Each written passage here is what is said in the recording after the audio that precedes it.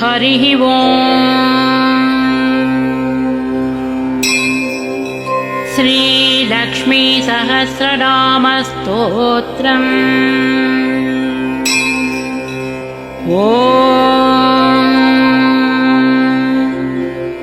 अस्य श्री लक्ष्मी दिव्य सहस्रनामस्तोत्रमहामन्त्रस्य आनन्दकर्दमचिक्लीतेन्दिरा सुतादयो महात्मानो महर्षयः अनुष्टुप्छन्दः विष्णुमायाशक्तिः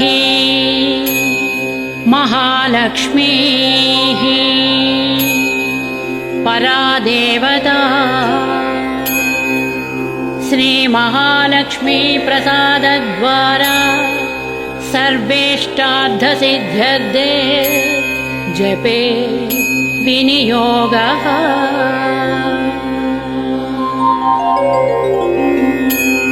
श्रीमित्यादिषडङ्गन्यासः ध्यानम्। पद्मनाभप्रियां देवीं पद्माक्षीं पद्मवासिनीं पद्मवक्त्रां पद्महस्तां वन्दे पद्मामहर्निशम्। पूर्णेन्दुबिम्बवदनां रत्नाभरणभूषितां वरदाभयहस्ताढ्यां ध्यायेश्चन्द्रसहोदरी। इच्छारूपां भगवतः सच्चिदानन्दरूपिणी सर्वज्ञां सर्वजननी विष्णुवक्षस्थलालयाम्। दयाळुमनिशं ध्यायेत् सुखसिद्धिस्वरूपिणी। दयाळुमनिशं ध्यायेत् सुखसिद्धिस्वरूपिणी। हरिः ओम्। नित्यागतानं तदित्या नन्दिनी जनरञ्जनी नित्यप्रकाशिनी चैव स्वप्रकाशस्वरूपिणी। महालक्ष्मीर्महाकाली महाकन्या सरस्वती भोगवैभवसन्धात्री भक्तानुग्रहकारिणी।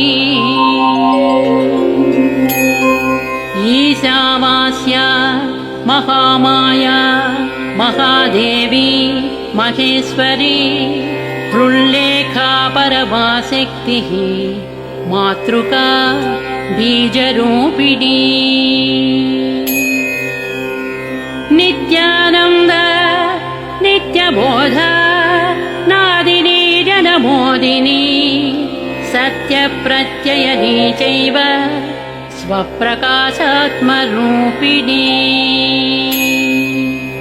त्रिपुरा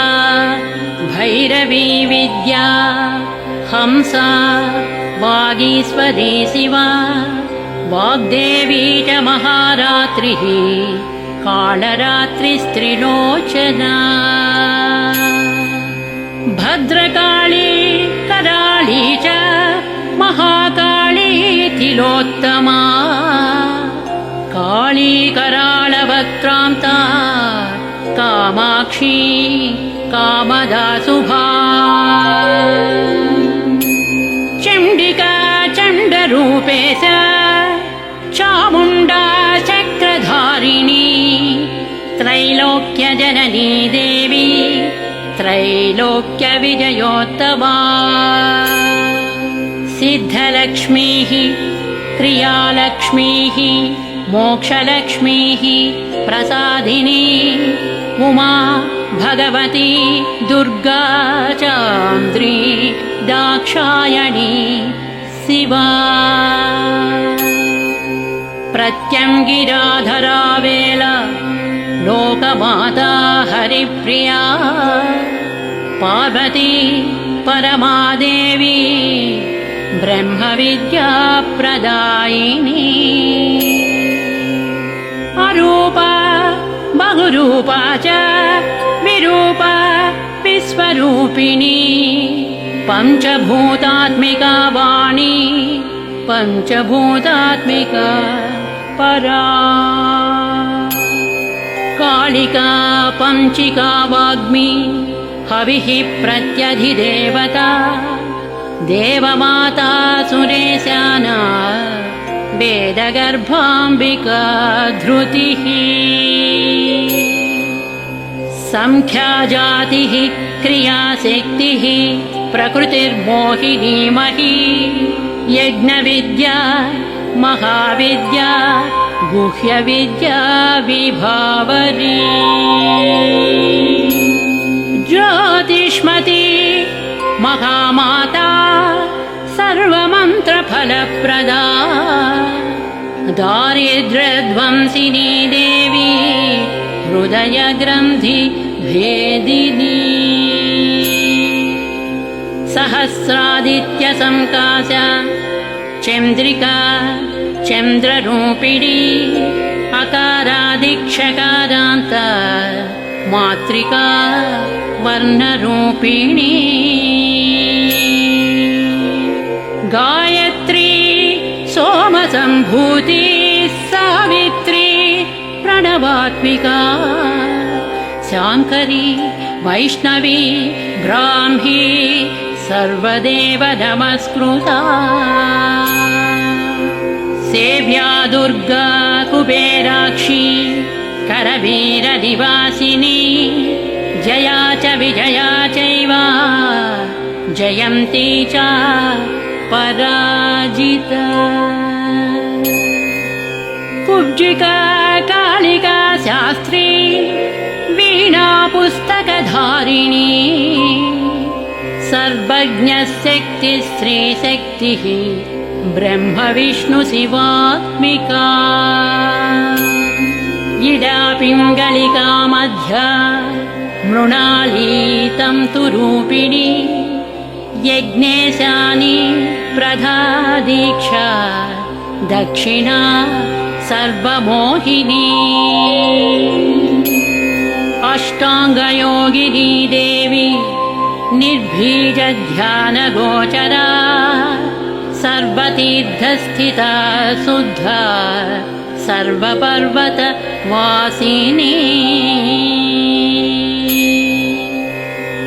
वेदशास्त्रप्रभा देवी षडङ्गादिपदक्रमा शिवा धात्री शुभानन्दा यज्ञकर्मस्वरूपिणी व्रतिनी मेनका देवी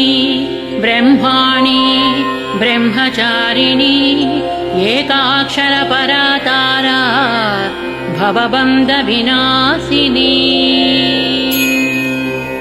विश्वम्भरा धरा धारा निराधाराधिकस्वरा राकाकुहूरमावास्या पूर्णिमानुमती द्युतिः सिनीवाली शिवावस्या वैश्वदेवी पिसङ्गिला पिप्पला च विशालाक्षी रक्षोघ्नी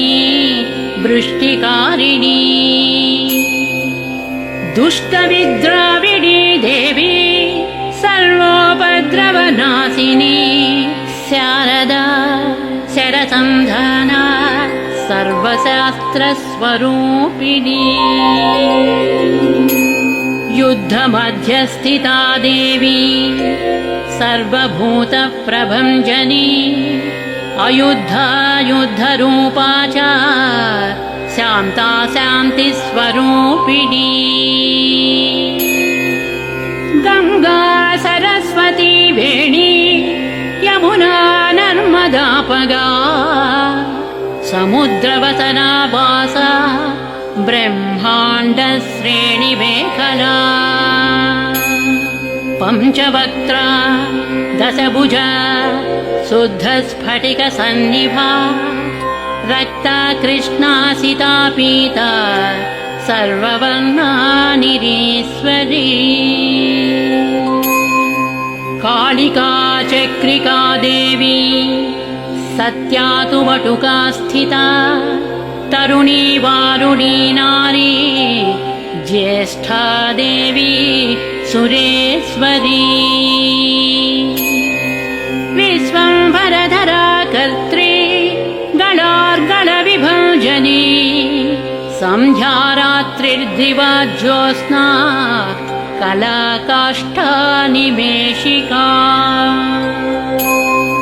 उर्वी कात्यायनी शुभ्रा संसारानवतारिणी कपिला कीलिका शोका मल्लिका नवमल्लिका देविका नन्दिका शान्ता भञ्जिका भयभञ्जिका कौशिकी वैदिकी देवी सौरी रूपाधिकातिभा दिग्वस्त्र नववस्त्रा च कन्यका कमलोद्भवा श्रीसौम्यलक्षणातीता दुर्गा सूत्रप्रबोधिका श्रद्धा मेधा कृतिः प्रज्ञाधारणा कान्तिरेव च श्रुतिः स्मृतिर्धृतिर्धन्या भूतिरिष्टर्मनीषिणी विरक्तिर्व्यापिनी माया सर्वमाया प्रभञ्जनी माहेन्द्री मन्त्रिणी सिंही चेन्द्रजाल स्वरूपिणी अवस्थात्रय निर्मुक्ता गुणत्रय विवर्जिता ईषणत्रय निर्मुक्ता सर्वरोग विवर्जिता योगी ध्यानान्तगम्या च योगध्यानपरायणा त्रयीशिखा विशेषज्ञा वेदान्तज्ञानरूपिणी भारती कमला भाषा पद्मा पद्मावती कृतिः गौतमी गोमती गौरी ईशानी हंसवाहिनी नारायणी प्रभाधारा शाङ्करी शङ्करात्मजा चित्रघण्टा सुनन्दा श्रीर्मानवी मनुसंभवा स्तम्भिनी क्षोभिणी मारी ब्राह्मिणी शत्रुमारिणी मोहिनी द्वेषिणी वीरा अघोरा रुद्ररूपिणी रुद्रैकादशनी पुण्या कल्याणी लाभकारिणी देवदुर्गा महादुर्गा स्वप्नदुर्गाष्टभैरवी सूर्यचन्द्राग्निरूपा च ग्रहनक्षत्ररूपिणी बिन्दुनादकलातीता बिन्दुनादकलात्मिका दशवायुजयाकारा कला षोडश संयुता काश्यपी कमला देवी नादचक्रनिवासिनी मृडाधारा स्थिरा गुह्या देविका चक्ररूपिणी अविद्या शार्वरी भुञ्जा जम्भासुरनिबर्हिणी श्रीकाया श्रीकला शुभ्रा कर्मनिर्मूलकारिणी आदिलक्ष्मीर्गुणाधारा पञ्चब्रह्मात्मिका परा श्रुतिर्ब्रह्ममुखावासा सर्वसम्पत्तिरूपिणी मृत संजीविनी मैत्री कामिनी कामवर्जिता निर्वाण मार्गदा देवी हंसिनी कालिका क्षमा सपर्या गुणिनी भिन्ना निर्गुणा खण्डिता शुभा स्वामिनी वेदिनी शक्या शाम्बरी चक्रधारिणी दण्डिनी मुण्डिनी व्याघ्री शिखिनी सोमसंहतिः चिन्तामणिश्चिदानन्दा पञ्चबाणप्रबोधिनी बाणश्रेणि सहस्राक्षी सहस्रभुजपादुका सन्ध्याबलिस्त्रिसन्ध्याख्या ब्रह्माण्डमणिभूषणा वासवी वारुणी सेव्या कुलिका मन्त्ररञ्जनी जितप्राणस्वरूपा च कान्ता काम्यवरप्रदा मन्त्रब्राह्मणविद्यार्था नादरूपा हविष्मतिः अधर्वणश्रुतिः शून्या कल्पना वर्जिता सती सत्ता जातिः प्रमामेया प्रमितिः प्राणदा गतिः अपर्णा पञ्चवर्णा च सर्वदा भुवनेश्वरी त्रैलोक्यमोहिनी विद्या सर्वभद्री क्षराक्षरा हिरण्यवर्णा हरिणी सर्वोपद्रवनाशिनी कैवल्यपदवीरेखा सूर्यमण्डल संस्थिता सोममण्डलमध्यस्था वह्निमण्डलसंस्थिता वायुमण्डलमध्यस्था व्योममण्डलसंस्थिता चक्रिका चक्रमध्यस्था चक्रमार्गप्रवर्तिनी कोकिलाकुलचक्रे च पक्षतिः पङ्क्तिपावनी सर्वसिद्धान्तमार्गस्था षड्वर्णा वरवर्जिता शतरुद्रहरा हन्त्री सर्वसंहारकारिणी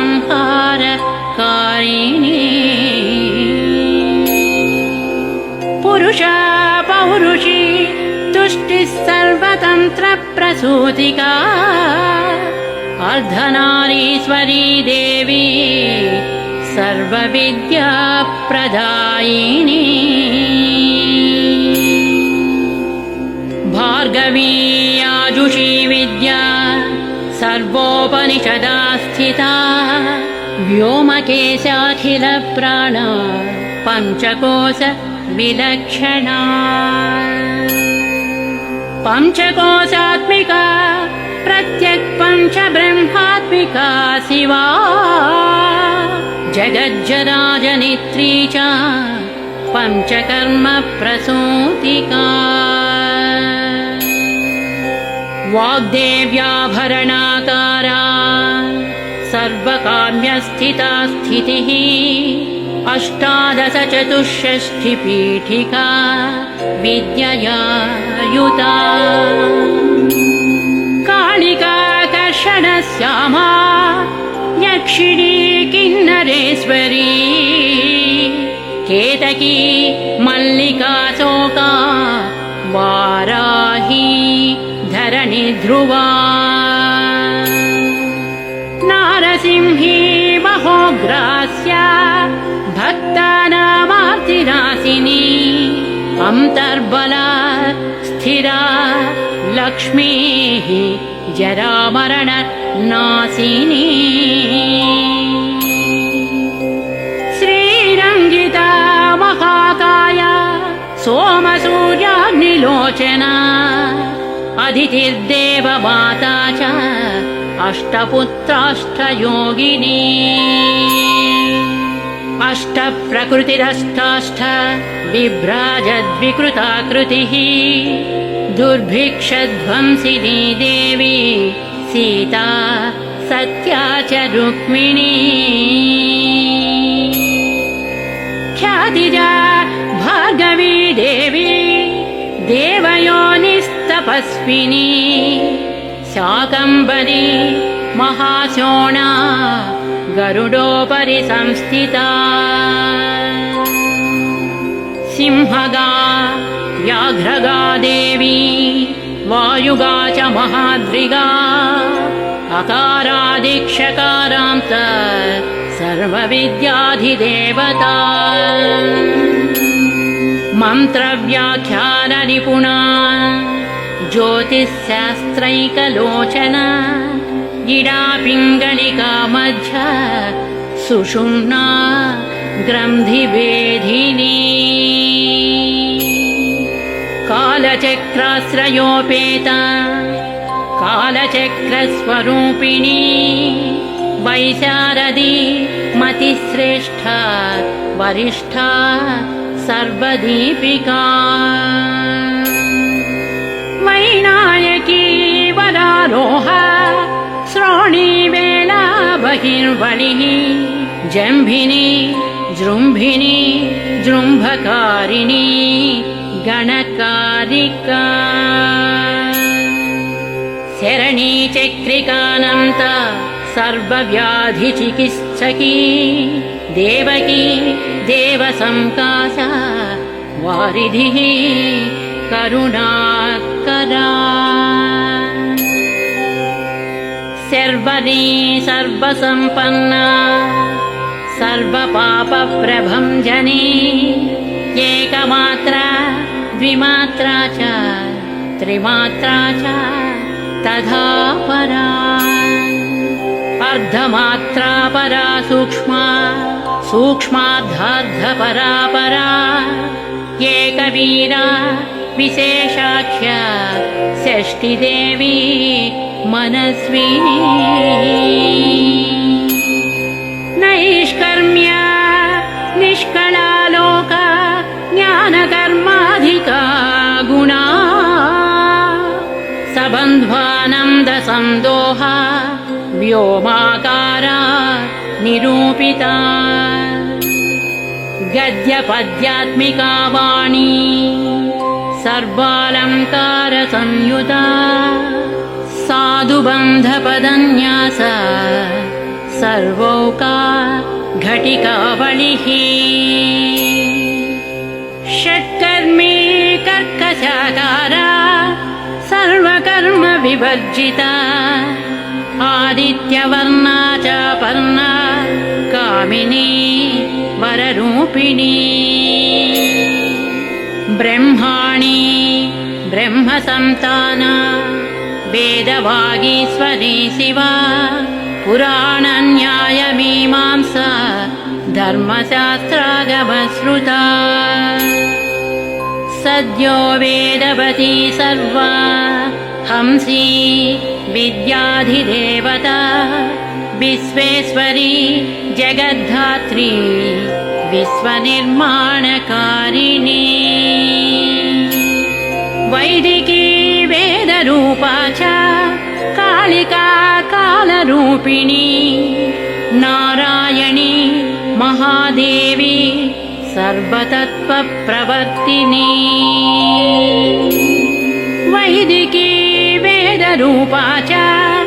कालिका कालरूपिणी नारायणी महादेवी सर्वतत्त्वप्रवर्तिनी हिरण्यवर्णारूपा च हिरण्यपदसम्भवा कैवल्यपदवी पुण्या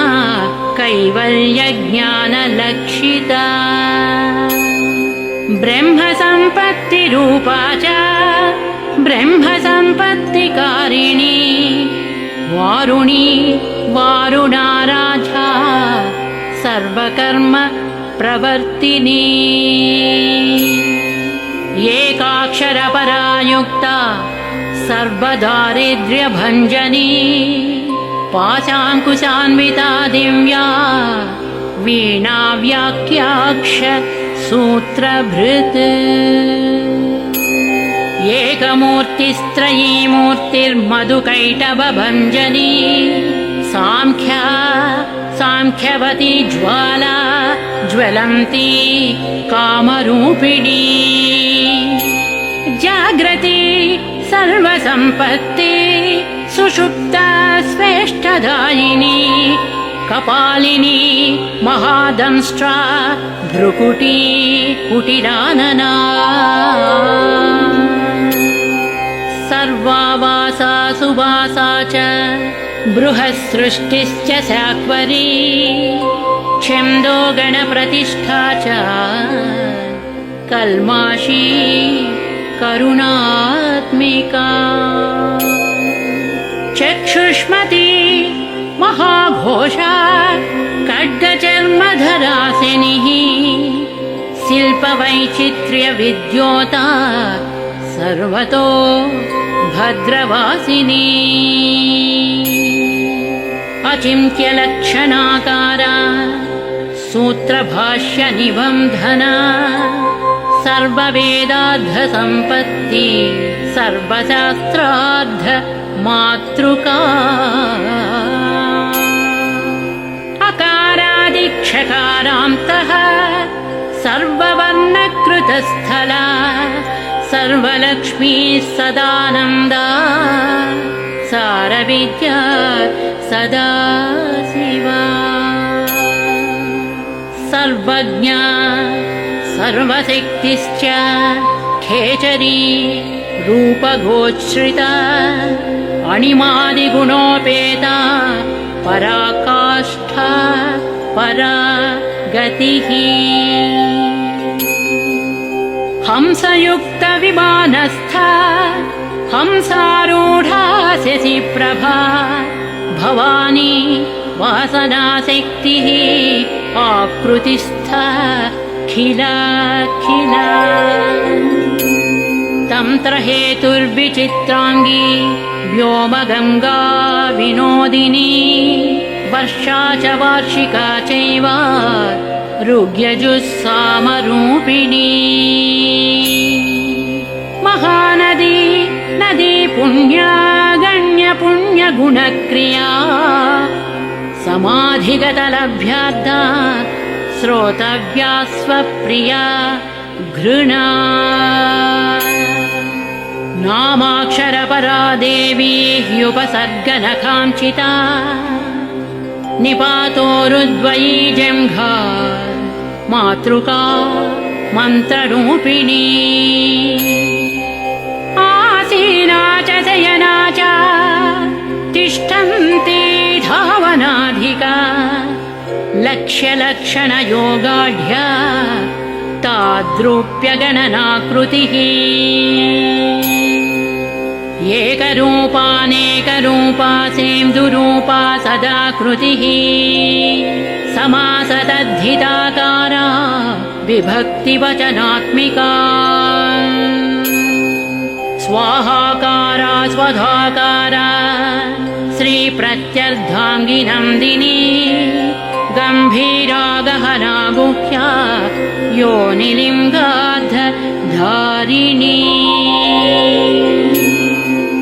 शेषवासुकि संसेव्या चपलावरवर्णिनी कारुण्यकार सम्पत्तिः कीलकृन्मन्त्रकीलिका शक्तिबीजात्मिका सर्वमन्त्रेष्ठाक्षयकामना आग्नेयी पार्थिवा आप्या वायव्या व्योमकेतना सत्यज्ञानात्मिकानन्दा ब्राह्मी ब्रह्मसनातनी अविद्यावासना माया प्रकृतिः सर्वमोहिनी शक्तिर्धारणशक्तिश्च चिदचिच्छक्तियोगिनी वक्त्रारुणा महामाया मरीचिर्मदमर्दिनी विराट् स्वाहा स्वधा शुद्धा निरूपाप्तिः सुभक्तिगा निरूपिताद्वयी विद्या नित्या नित्यस्वरूपिणी वैराजमार्गसञ्चारा सर्वसत्पददर्शिनी जालन्धरी मृडानी च भवानी भवभञ्जनी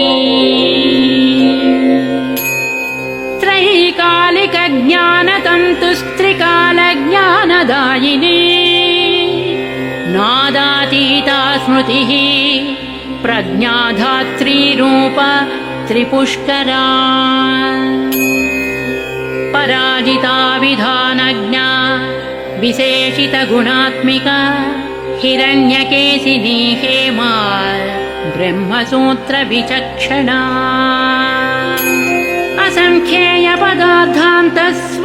असङ्ख्येयपदार्थान्तस्वरव्यञ्जनवैखरी मधुजिह्वा मधुमती मधुमासोदय मधुः माधवी च महाभागा मेघगम्भीरनिस्वना ब्रह्मविष्णुमहेशादि ज्ञातव्यार्धविशेषगा नाभौ वह्निशिखाकारा ललाटे चन्द्रसन्निभा भ्रूमध्ये भास्कराकारा सर्वताराकृतिर्हृदि कृत्तिकादिभरण्यन्त नक्षत्रेष्ट्यर्चितोदया ग्रहविद्यात्मिका ज्योतिर्ज्योतिर्विस्मृतिजीविका ब्रह्माण्डगर्भिणी बाला सप्तावरणदेवता वैराजोत्तमसाम्राज्या कुमार कुशलोदया बगला भ्रमराम्बा च शिवदूती शिवात्मिका मेरुविंध्यादिसंस्थाना काश्मीरपुरवासिनी योगनिद्रा महानिद्रा विनिद्रा राक्षसाश्रिता सुवर्णदा महागंगा पञ्चाख्या पञ्चसंहतिः सुप्रजाता सुवीर्या च सुपोषा सुपतिः शिवा सुगृहा रक्तबीजान्ता हतकन्दर्पजीविका समुद्रव्योममध्यस्था समबिन्दुसमाश्रया सौभाग्यरसजीवातु सारासारविवेकदृक्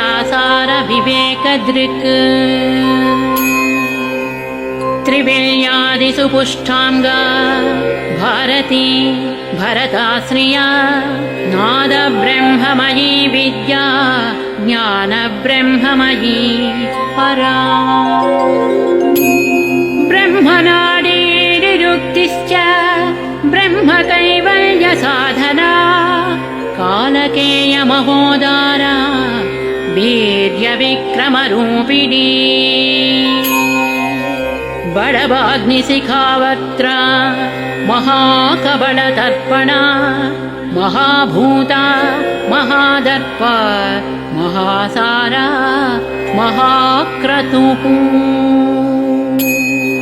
पञ्चभूता महाग्रासा पञ्चभूतादिदेवता सर्वप्रमाण सम्पत्तिः सर्वरोगप्रतिक्रिया ब्रह्माण्डान्तर्बहिर्व्याप्ता विष्णुवक्षो विभूषिणी शाङ्करी विधिवक्त्रस्था प्रवरा वरहेतुकी हेममाला शिखामाला त्रिशिखा पञ्चलोचना सर्वागम सदाचार मर्यादायातु भञ्जनी पुण्यश्लोकप्रबन्धाढ्या सर्वान्तर्यामिरूपिणी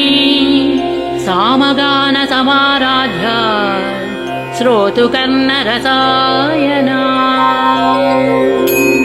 जीवलोकैक जीवातुर्भद्रोदारविलोकना तटित्कोटिलसत्कान्तिस्तरुणी हरिसुन्दरी मीननेत्रा च सेन्द्राक्षी विशालाक्षी सुमङ्गला सर्वमङ्गलसम्पन्ना साक्षान्मङ्गलदेवता देहहृद्दीपिका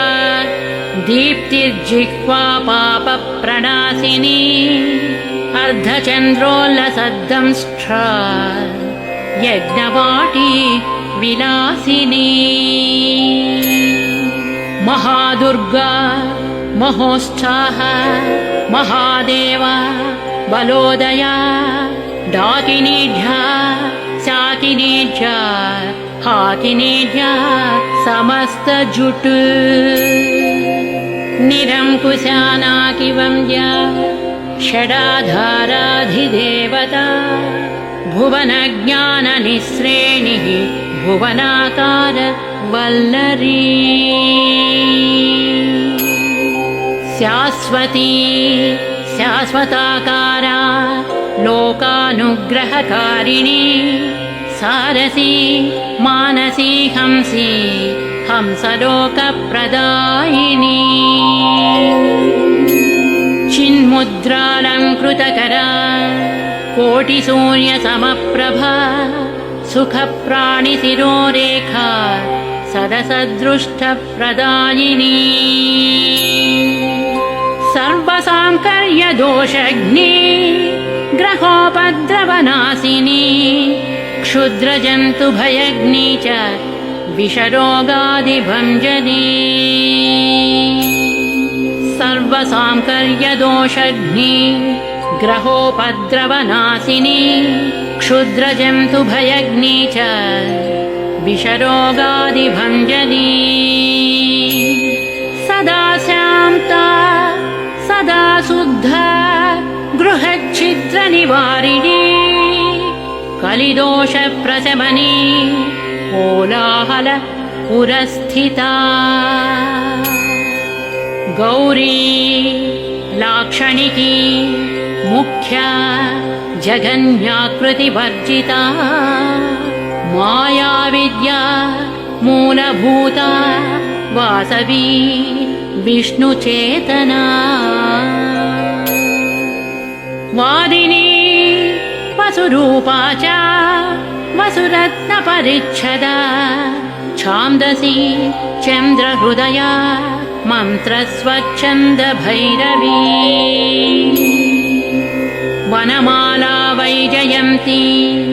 पञ्चदिव्यायुधात्मिका पीताम्बरमयी चञ्चत्कौस्तुभा हरिकामिनी नित्या तद्ध्या रमा रामा रमणी मृत्युभञ्जनी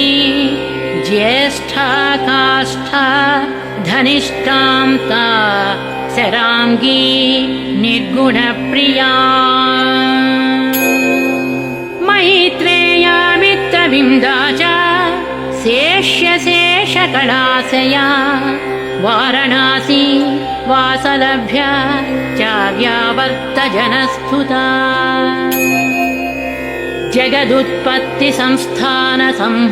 जगदुत्पत्तिसंस्थानसंहारत्रयकारणा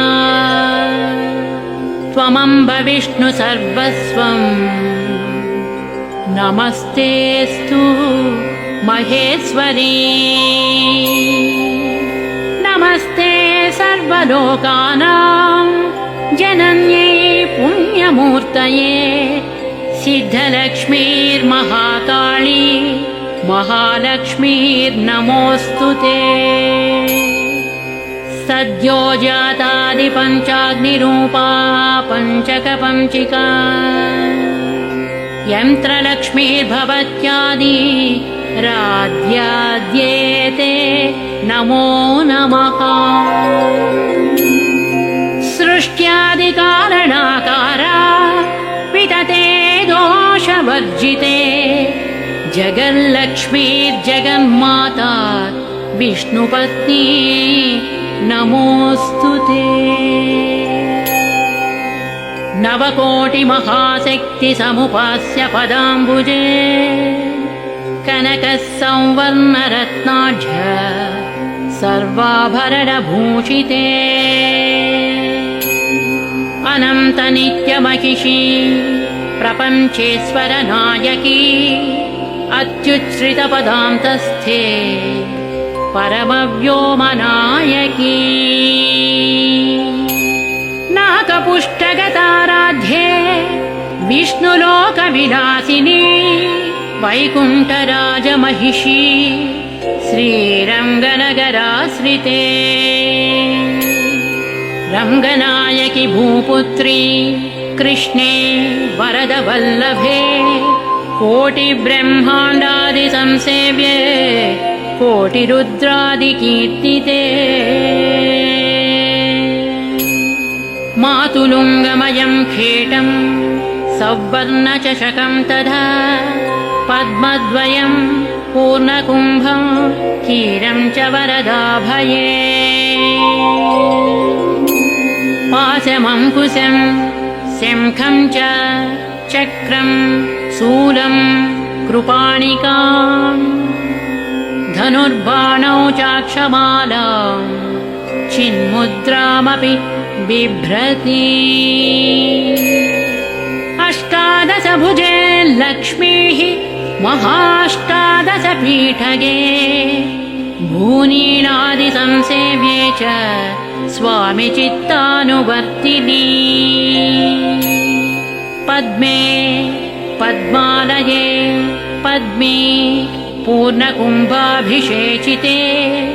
इन्दिरेन्दिराभाक्षी क्षीरसागर कन्यके भार्गवी त्वं स्वतन्त्रेच्छा वशीकृतजगत्पतिः मङ्गलं मङ्गलानां त्वं देवतानां च देवता त्वमुत्तमोत्तमानां च त्वं श्रेयः परमामृतम् धनधान्याभिवृद्धिश्च सार्वभौम सुखोच्छ्रया आम्दोलिकादिसौभाग्य मत्ते भाति महोदया पुत्रपौत्राभिवृद्धिश्च विद्याभोग बलाधिकम् आयुरारोग्यसम्पत्तिः अष्टैश्वर्यं त्वमेव हि परमेश विभूतिश्च सूक्ष्मात् सूक्ष्मतरा गतिः सदयापाङ्गसंदत्त ब्रह्मेन्द्रादिपदस्थितिः अव्याहतमहाभाग्यं त्वमेवाक्षोभ्य विक्रमा समन्वया च वेदानामविरोधात् त्वमेव हि निःश्रेयसपदप्राप्ति साधना फलरूपिणी श्रीमन्त्रराजराज्ञी च श्रीविद्याक्षयमकारिणी श्रीं बीजजपसन्तुष्टा ऐं ह्रीं श्रीं बीजपालिका प्रपत्तिमार्गसुलभा विष्णुप्रथमकिङ्करी क्लींकाराद्धसवित्री च सौमङ्गल्याधि देवता श्री षोडशाक्षरी विद्या श्रीयन्त्रपुरवासिनी श्री षोडशाक्षरी विद्या श्रीयन्त्रपुरवासिनी सर्वमङ्गलमाङ्गल्ये शिवे सर्वार्थसाधिके शरण्ये त्र्यम्बके देवी नारायणी नमोऽस्तु ते। पुनः पुनर्नमस्तेऽस्तु साष्टाङ्गमयुतं पुनः। सनत्कुमार उवाच एवं स्तुता महालक्ष्मीर्ब्रह्मरुद्रादिभिः सुरैः